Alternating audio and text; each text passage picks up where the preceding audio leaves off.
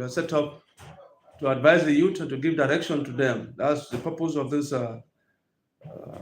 channel and this video.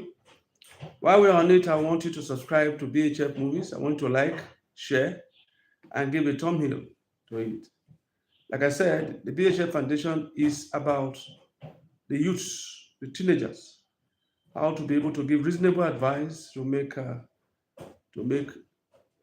better youth. And we know definitely that when we have a better youth, we have a better nation.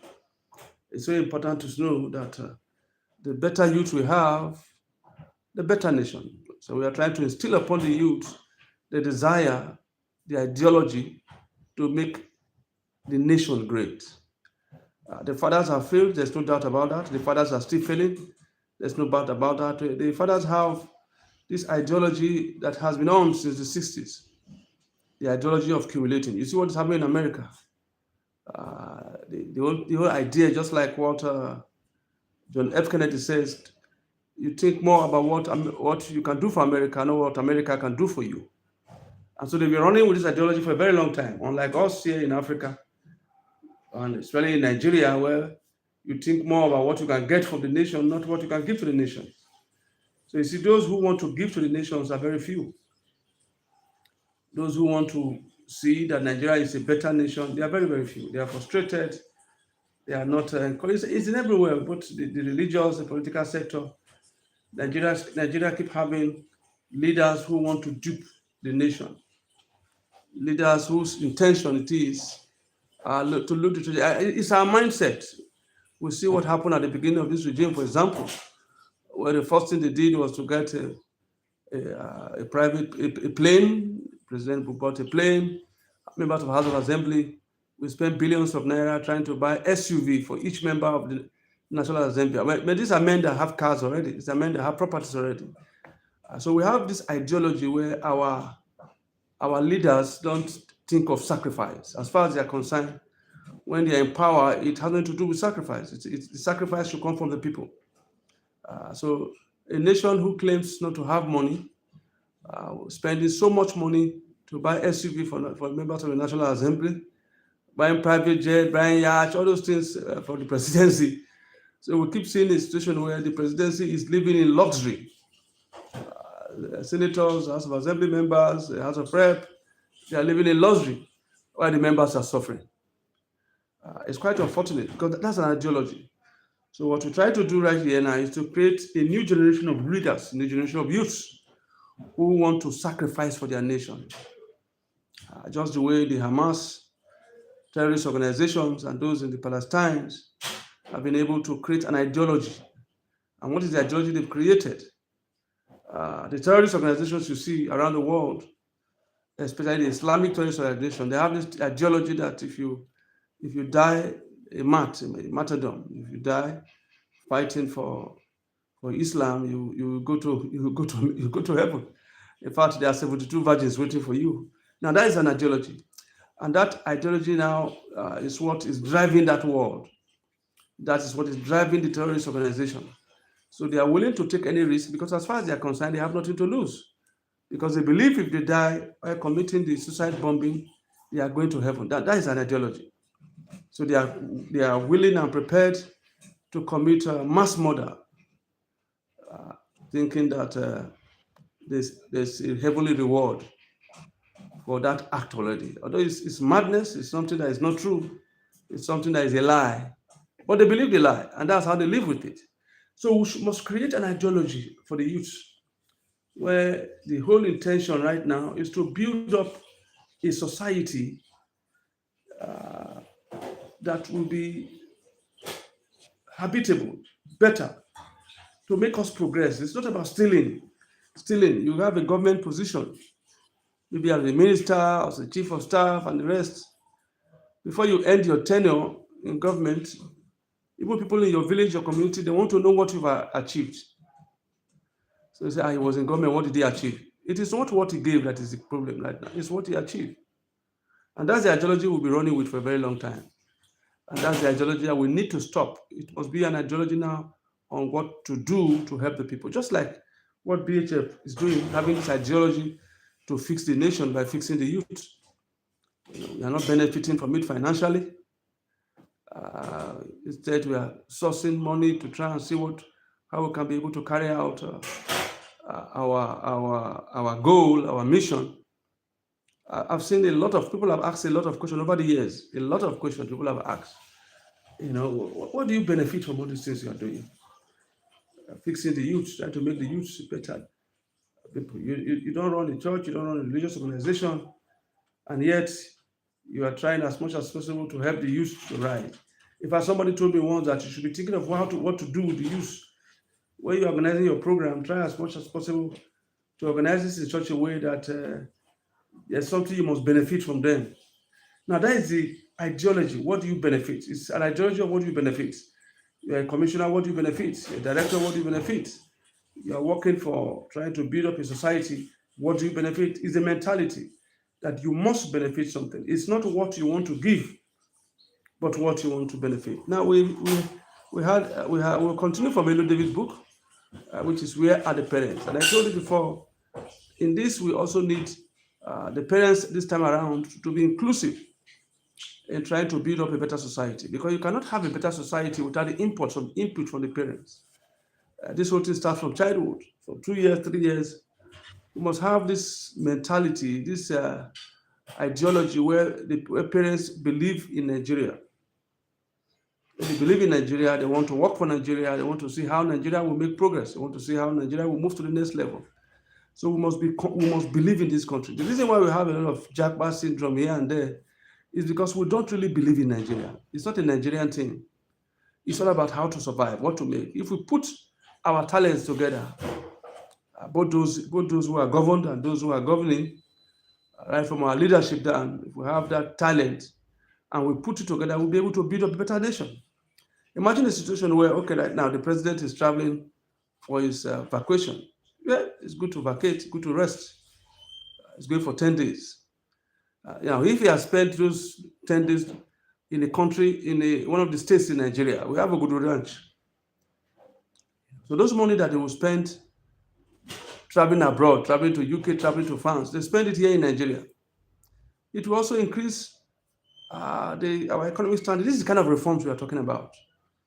Reforms of savings. We don't save. We just want to consume. We complain there's no money.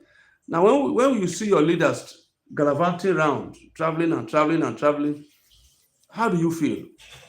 You that is a poor man, you see the minister. The other day we heard a report from Sahara reporters and also from some investigative journalists how one of the minister of the Federal Capital Territory bought a house for $2 million. We don't know if it's true, but there were video evidence to show $2 million.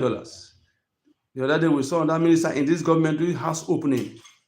Now, when you begin to see such things on air, you will not be interested in trying to see what you will contribute.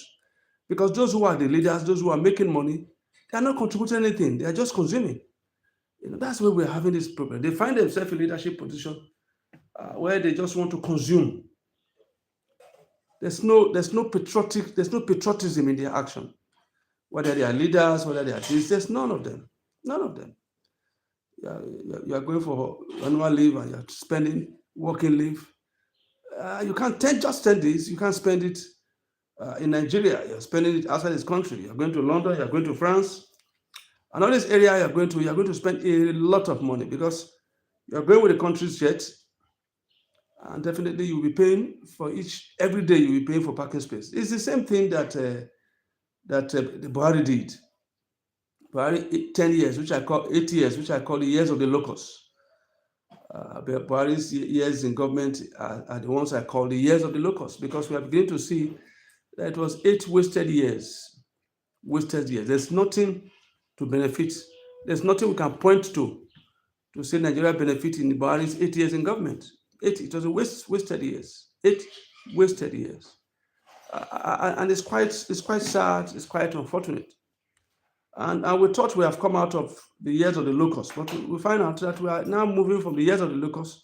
We seem to be entering the years of the caterpillar, where we just think of spending and spending. Nigeria is thinking of spending and spending, not sacrifice. There are beautiful hotels, there are beautiful places in Nigeria that we can go, that the leadership, the president, the vice president, our leaders can go for vacation.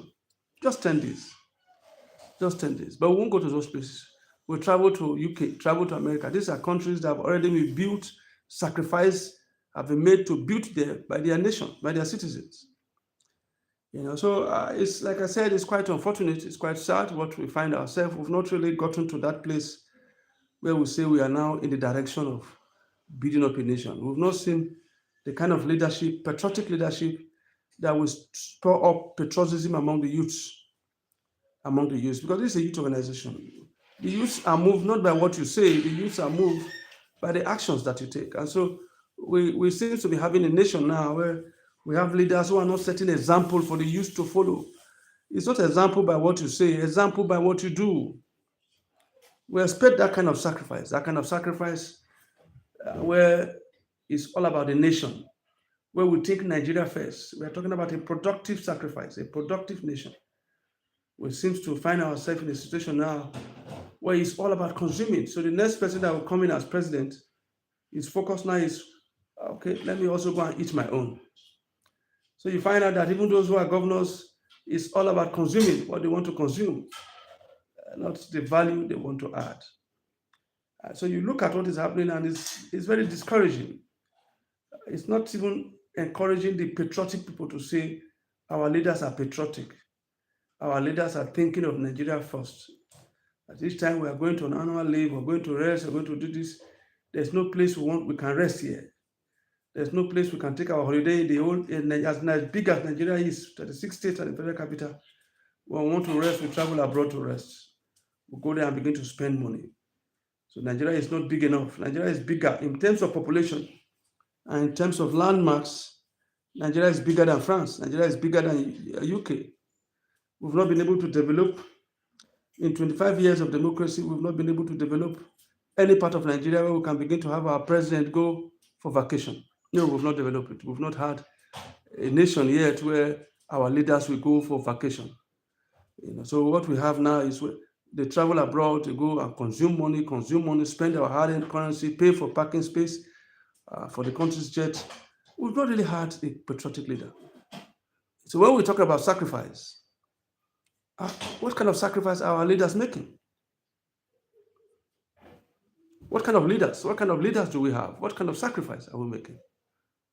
Because we're looking at sacrifice that the youth, sacrifice that will inspire the youth. We saw what Thomas Sankara, the late Thomas Sankara, the former president of Burkina Faso, before he was assassinated, he led the country. And the people saw that this is a leader, a patriotic leader that is prepared to sacrifice. And today, Thomas Sankara is still respected, even right there in Burkina Faso. Now we have Traore now, who seems to be moving on the footsteps of Thomas Sankara.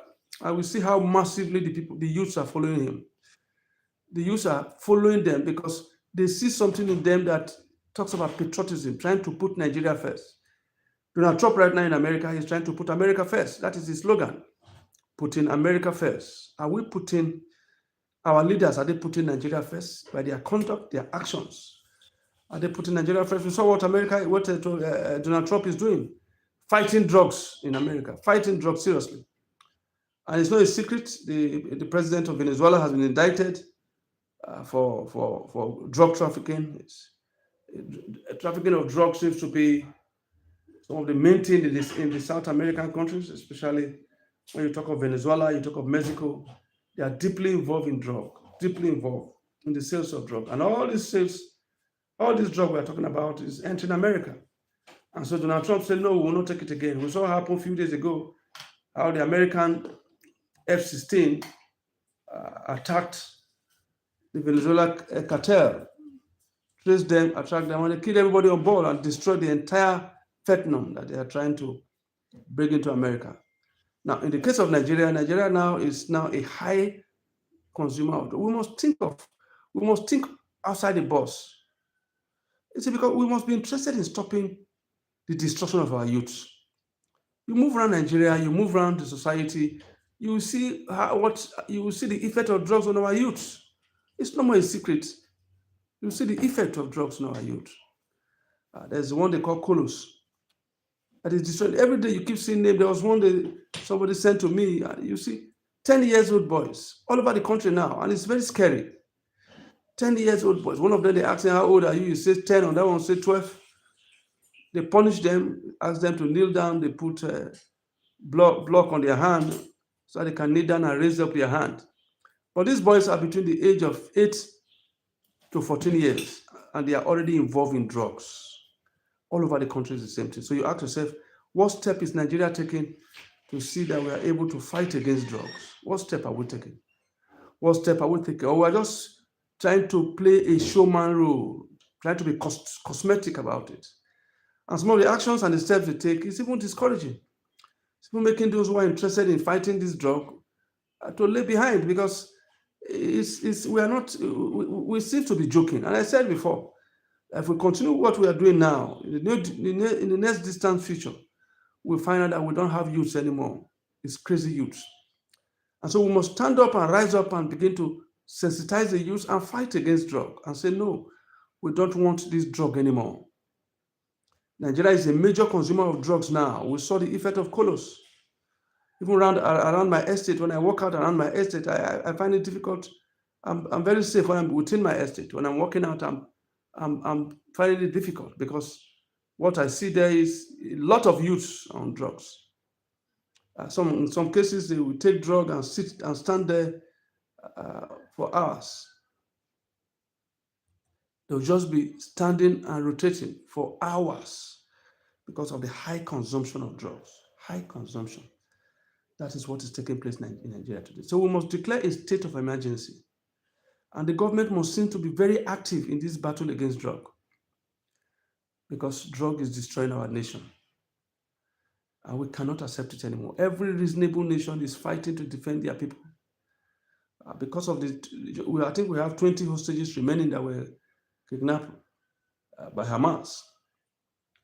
But we saw what Israel did just for kidnapping and holding hostages, about 500 hostages. Almost 50,000 people have been destroyed in Gaza. And the war is still on now, so you must release our hostages. That's a nation. People might have all kinds of view they want to talk, but if you put your people as useless, then the world will see them as useless. And so the Israelis are saying, if you want this war to end in Gaza, release our hostages. And it's only America that seems to be standing with the US that seems to be standing right now, right? Donald Trump, to be standing with Israel. But we are all standing with Israel because it's a simple thing. Release the hostages and we will stop the fighting. You can't tell us to stop the fighting when you hold our hostages. It's not acceptable. So we expect the world to put pressure on them. That is what happened for a serious nation. That's what happened when you have leaders who put their nation first. Like what Trump is doing, make America great again, the MAGA movement. And Trump is putting America first. We saw what is happening in tariffs. We saw what is happening on the fight against drug, Vietnam and the rest. They are prepared to fight. They are prepared. The Department of Defense has been changed now to Department of War. They are prepared to bring out the American might to see that they fight the drug cartel. Is Nigeria prepared to fight the drug that is destroying Nigeria now? Or are we thinking that this thing will go away as usual? There must be seriously laid down procedure on how to fight this drug and see that drug is banished, that Nigeria is not seen as a consumer of drug. And that we can do when we stand firm and begin to roll out policies that is against the consumption of drug. The consumption of drug. In the evening, we are going to look at, we are the parents, we will continue our book review. But we want to conclude by saying that we must do everything possible to protect the interests of Nigerians. We have leadership right now that don't care about Nigerians, and it's sad. It's sad. Every nation is doing what it likes. Nigeria is a dumping ground now. All our borders are porous, so you can bring in drug into this country any way you want to. It's not about Nigeria. It's time to put Nigeria first. Respect your nation, and the world will respect you. Until the Nigerian government begins to respect Nigeria, Nigeria will not be respected in the community of nations. Please, I want you to subscribe to BHF so you can get more of our information. You can share, you can like, subscribe. and also give your comment on the comment section. And the question today is Nigeria doing enough to protect the citizens? Do we have a Nigerian government for Nigerians? Or we have a Nigerian government that is pleasing the world, pleasing America, pleasing Europe? Is it a Nigerian government that is prepared to fight for the interests of Nigeria? Or we have a government at the center that is fighting for their interests and the interests of the Western world? We pray that God gives us a good government. Have a wonderful day.